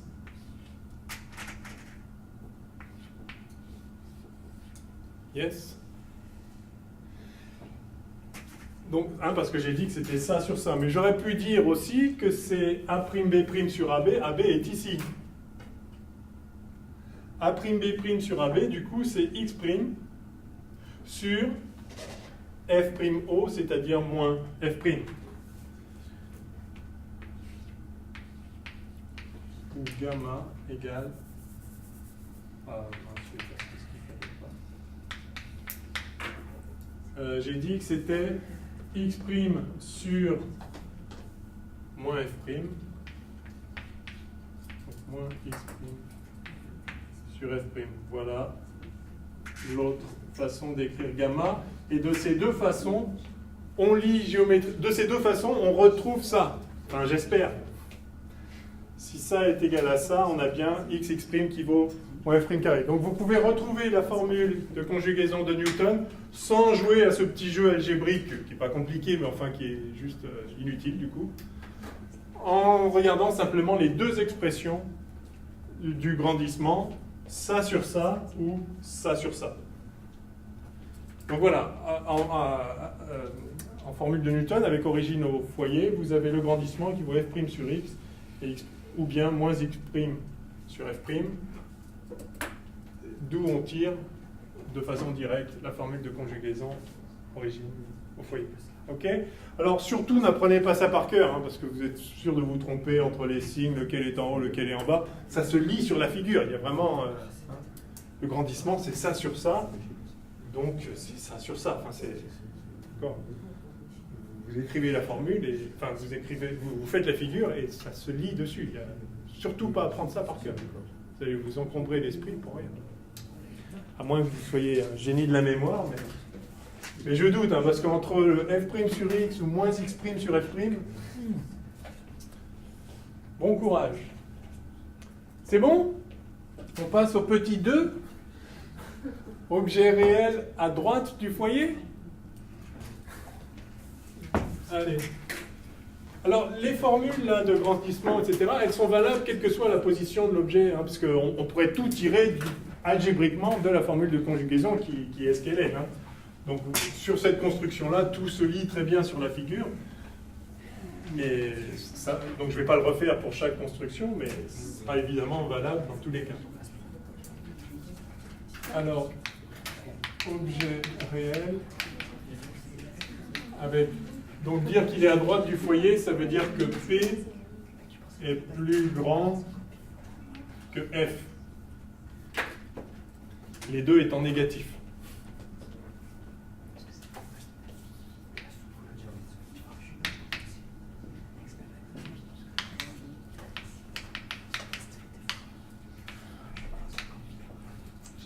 D'accord ? Alors allons-y. Une lentille convergente, le foyer F, et cette fois je vais mettre l'objet à droite, A, B. Alors si j'ai F là, j'ai F' évidemment à la même longueur, enfin la même distance par rapport au centre optique.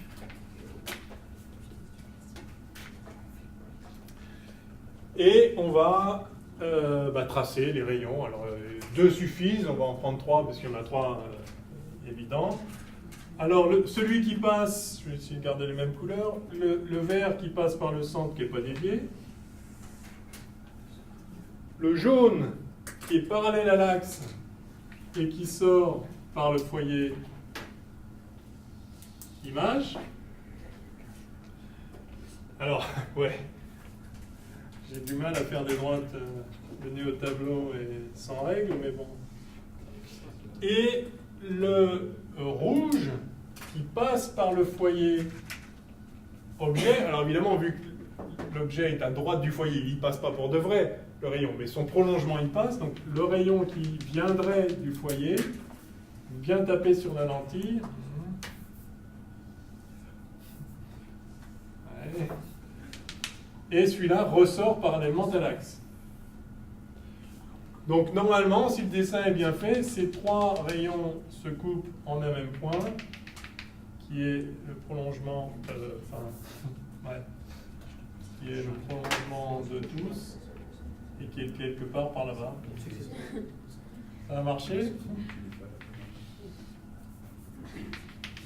Ouais, c'est pas si mal. Là. Je ne vais pas l'écrire sur le mur, mais en gros, c'est là.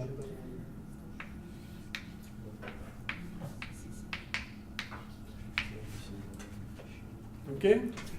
Alors là, vous avez une image, du coup, virtuelle, puisque le point d'où semblent provenir les rayons émergents, se trouve du côté objet. Donc l'image, le prolongement de tous les rayons sortants, se trouve du côté objet. Alors il n'y a absolument aucune difficulté pour observer une image virtuelle, il suffit de regarder, parce que c'est ça que fait notre œil. Hein. Si vous mettez votre œil là, vous allez voir un faisceau qui a l'air de venir de là, et donc votre système optique œil va former sur la rétine une image qui serait la même que si l'objet était en fait là-bas, puisque c'est le même faisceau qui arrive à l'œil. Le même faisceau que si l'objet était véritablement ça. Donc ça, c'est l'image virtuelle de cet objet-là. Voilà. Si vous mettez votre œil derrière la lentille, vous voyez en fait un plus gros objet plus loin.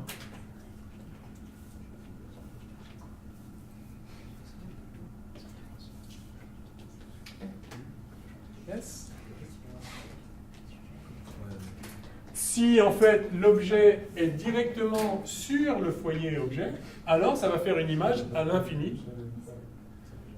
À droite ou à gauche, du coup c'est un faisceau parallèle qui converge des deux côtés, donc soit il va se former à l'infini là-bas, soit en fait elle a l'air de venir de l'infini là-bas, et donc votre œil va pouvoir la voir sans accommoder. Mais si l'objet était là,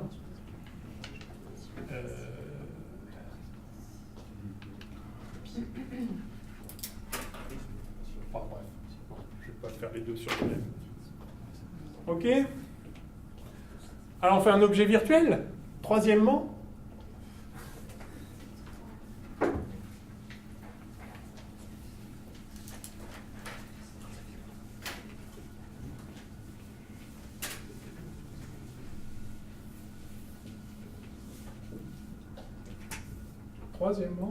objet virtuel.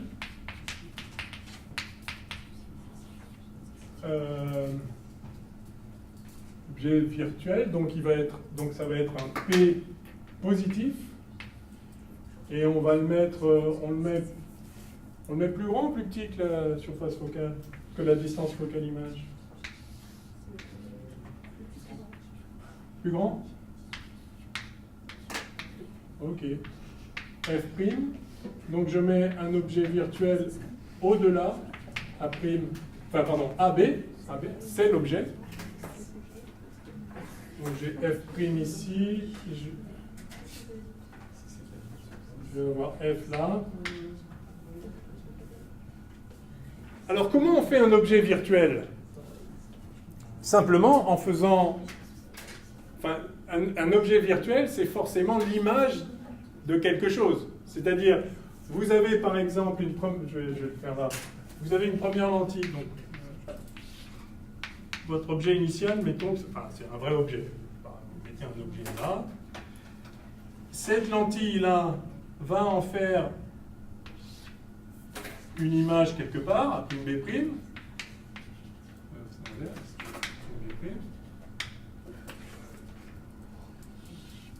D'accord? Donc, voilà. OK. Ça, c'est une image réelle. Si vous mettez un écran, vous allez avoir une convergence des faisceaux là-dessus. Vous allez voir l'image sur l'écran. Mais vous pouvez, si vous interposez maintenant une autre lentille ici, d'accord? Convergente ou divergente, hein, peu importe. Hein. Si vous interposez une autre lentille, alors cette image ne va jamais se former pour de vrai. Mais à l'issue de cette première lentille, les faisceaux vont converger là-dessus. Donc le faisceau de rayons qui arrive sur la deuxième lentille est un faisceau qui, si la lentille n'était pas là, viendrait converger là. Donc ce faisceau est un faisceau issu de cet objet, issu dans le sens de prolongement. Tous les rayons du côté objet se prolongent vers ce point-là. Donc ce point-là est l'objet de cette lentille-là. Et comme il est à droite, c'est un objet virtuel. Cet objet n'existe pas vraiment, mais le faisceau lumineux du côté objet, à gauche de la lentille, le faisceau lumineux qui arrive sur la lentille, se prolonge en point B', qui est donc, l'objet pour la lentille 2. Donc il est parfaitement possible d'avoir un objet virtuel. Il a simplement fallu qu'il ait été produit par une autre lentille préalable. Mais c'est des choses très courantes. Alors, comment trouver l'image par la deuxième lentille de cet objet virtuel? Alors, pareil, on va prendre les trois faisceaux, les trois rayons qui ne sont pas déviés, enfin dont on connaît la trajectoire. Alors, il y a celui qui n'est pas dévié, celui-là.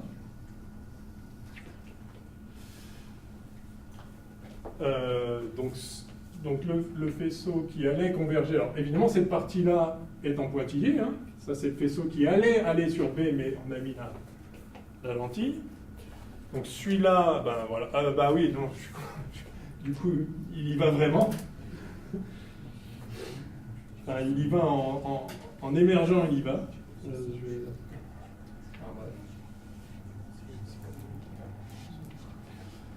Après, il y a celui qui arrive parallèle à l'axe. C'était quoi ma couleur? C'était jaune. Bon, ouais.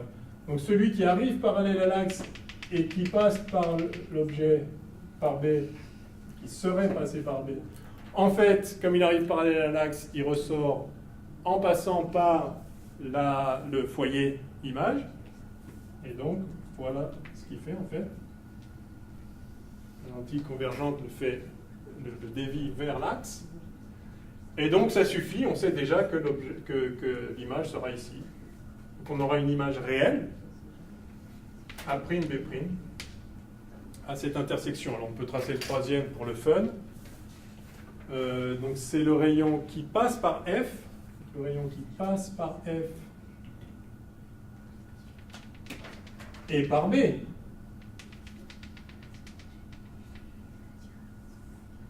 Celui-là ressort parallèlement à l'axe, et donc il fait ça. Et les trois se coupent au même point si le dessin est bien fait. OK? Donc le faisceau ici, qui avait l'air de converger sur B, et qui convergerait vers B s'il n'y avait pas la lentille, transforme donc cet objet virtuel en une image réelle, A', B' ici. Alors on pourrait faire pareil en mettant AB là, faire le même dessin. OK? Ça donnerait à nouveau une image en fait réelle, encore plus proche de la lentille. Hein, on peut le voir, on peut le voir d'abord parce que ça veut dire si l'objet était plus près, ça veut dire qu'on aurait un rayon ici qui est encore plus convergent, donc la lentille le ferait converger encore plus près. Encore plus petit et encore plus près. Sinon, on peut le voir en écrivant la formule de conjugaison. En voyant que si P n'était pas plus grand que F' maintenant, mais plus petit que F', ça ne changerait rien. On aura toujours 1 sur P' qui vaudrait 1 sur F', donc plus 1 sur P. Hein, on peut réécrire comme ça la formule de conjugaison. Donc, voilà, ça c'est positif. Ça c'est positif. Ça c'est positif. Yes? Bon, vous voulez qu'on fasse des cas avec lentilles divergentes ou... Ah, c'est l'heure. Bah, vous ferez les lentilles divergentes. Hein? C'est pareil, vous prenez les trois rayons, voilà, vous faites 2-3 cas, là, un coup réel, un coup virtuel. Et puis... OK?